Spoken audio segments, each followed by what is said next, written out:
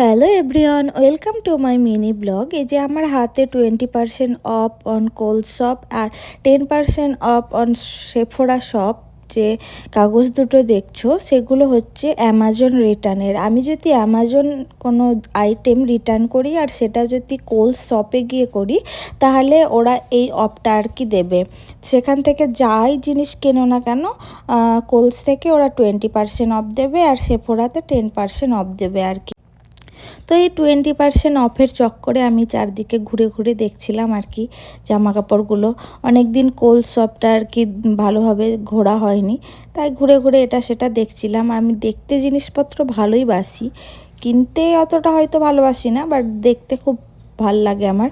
আর যে এই ড্রেসটা, এটা আমার এত পছন্দ হয়েছিল, ভাবছিলাম নিব। তারপর যখন দেখি এটা ট্যাগ, প্রাইস ট্যাগ, তো আমার মনে হলো যে this is not my cup of tea. তো এটা আমি রেখে দিলাম। $99, মানে $100 ধরো। 7-8 হাজার টাকা দিয়ে আমার এই ড্রেসটা কোনো কেনার ইচ্ছে ছিল না।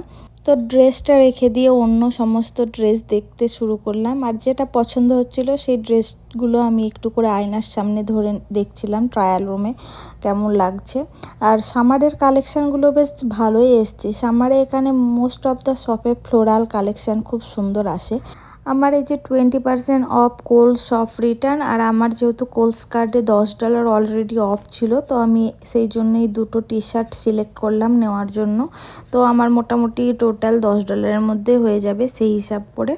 তো কোলসে কিন্তু ভালোই পাওয়া যায়, অনেক কিছু ক্লিয়ারেন্সে অনেক সুন্দর সুন্দর ভালো জিনিস পাওয়া যায়। তো আমার ভিডিও ভালো লাগলে লাইক করো, থ্যাঙ্কস।